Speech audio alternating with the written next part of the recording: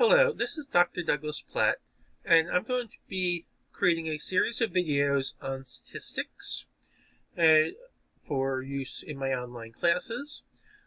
So let me begin. The science of statistics deals with the collection, analysis, interpretation, and presentation of data, and has some slightly varied but pretty much identical definitions. Such as is the science of conducting studies to collect, organize, summarize, analyze, and draw a conclusion from data. What is data? Well, data is the plural of datum, where a datum is a piece of information, where data is either a information from observations, counts, measurements, or responses, or are values, measurements, or observations that the variables associated with them can assume. A data set is the collection of data values that you obtain. Each value in the data set is a data value or a datum.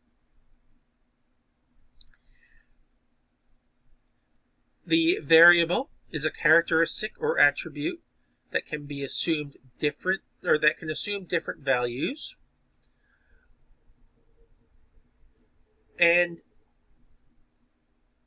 a variable that can be determined by chance is a random variable, where random is defined as made, done, happening, or chosen without method or conscious decision.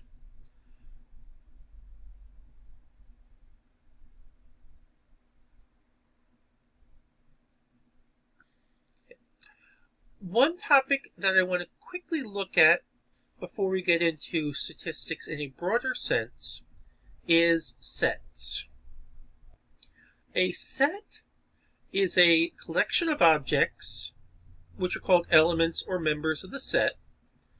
A set is well defined if its contents can be clearly determined.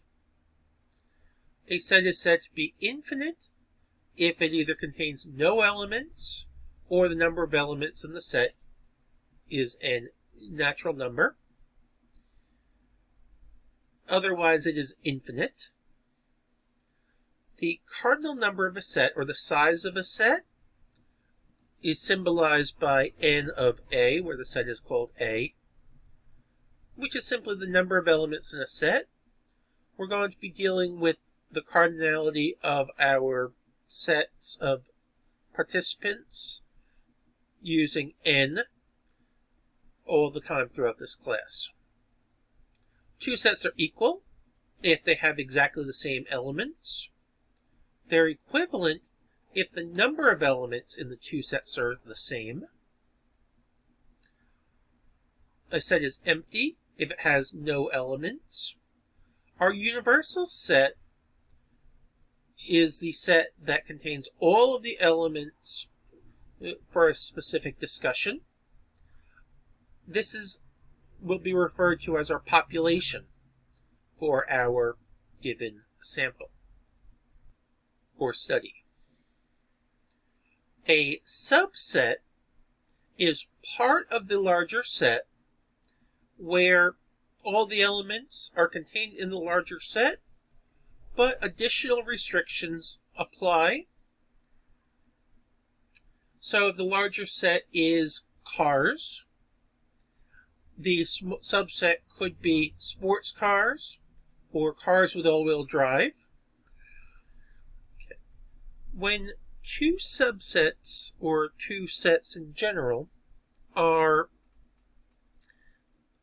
a common element or common elements, that is an intersection, where two subsets or two sets that have an overlap or don't even have an overlap would be a union, where in a union we have all of the elements that are either in set A, in set B, or in both, where our intersection is only those that are common to both A and B. So if we think of it as a roadway, the intersection is just the region that is present in both roadways, where both of these streets would be the union. So any car that would be found in the intersection would be technically on both streets, where any car that is on either street would be in the union of the streets.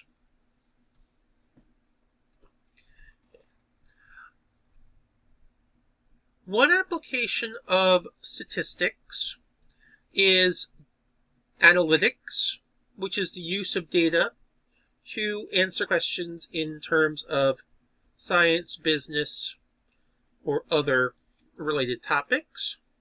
The most basic of them is descriptive analytics, where data that is currently existing is used to give a picture of the current situation. This can be done through either numbers or visuals.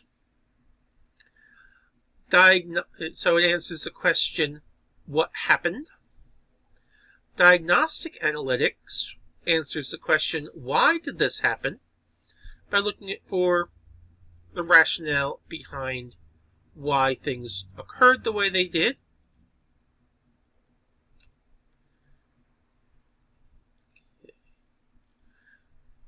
Predictive analytics answers the question, what might happen in the future, and uses data from the present and trends in both the data and the business scenario at large to answer questions that predict the future or what is likely to happen.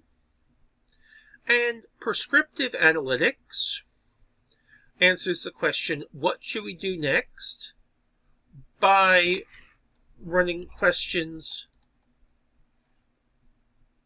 such as, if we do this, how does that affect what we do next?